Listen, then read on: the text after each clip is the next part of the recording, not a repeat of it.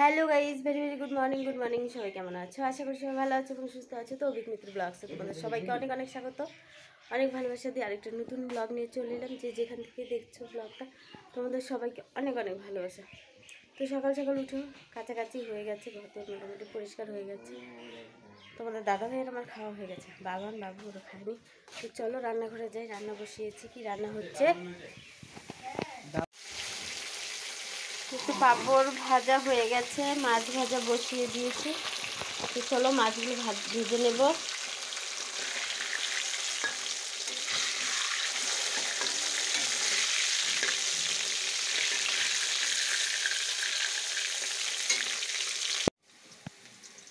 মাছগুলো ভাজা হয়ে গেছে, আলু দিয়ে মাছের ঝোল হবে। আলুটা ভেজে নিচ্ছি, মশলাটাও করে নিয়েছি।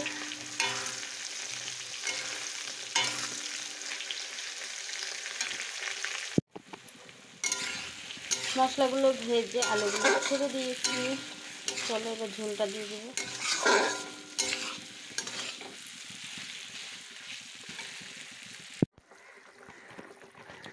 মাছের ঝোলটা হয়ে গেছে, তো চলো এবার মাছের ঝোলটাকে নামিয়ে নিই।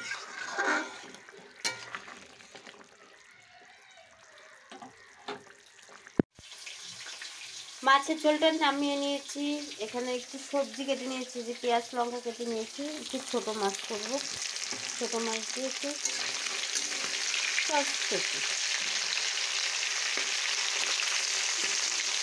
তো চলো ছোটো মাছটা বসিয়ে দিই।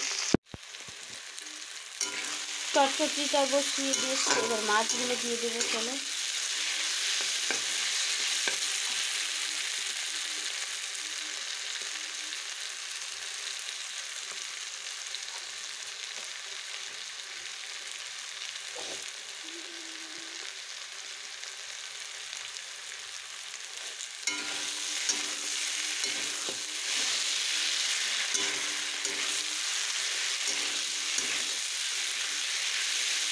এবার একটু ঝোল দিয়ে দেবো। ছোটো মাছটা হয়ে গেছে, এখন করব শাক। চলো শাকটাকে ধুয়ে নিই।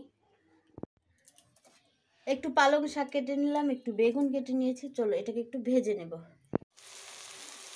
তো শাকটা হয়ে গেছে, রান্না কমপ্লিট। তো চলো এবার ঘরটা পরিষ্কার করে বাসনগুলো মেজে নিই।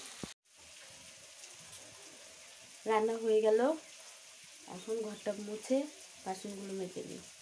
গলা দিয়ে কথা বেরোচ্ছে না, একটু ঠান্ডা লেগে গেছে। হ্যালো ফ্রেন্ডস, তো রাতে রান্না হয়ে গেল। রাতে রান্না দিদিভাই করে নিল। দেখো কি রান্না করছে দিদিভাই। রাতে ফ্রাইড রাইস হচ্ছে, হয়ে গেছে আর কি, রেডি। এখন শুধু খাওয়া বাকি। ফ্রাইড রাইস আর হয়েছে ডিম কারি। মাছের ঝোল রয়ে গেছে, মাছের চচ্চটি, ওগুলো তো দুপুরে রয়ে গেছে। তো এই হলো রাতে রান্না, রেডি।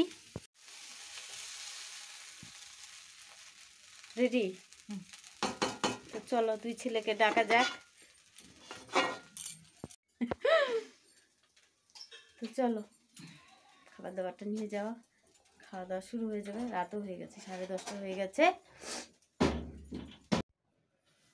তো খাওয়া দাওয়া শেষ হয়ে গেল।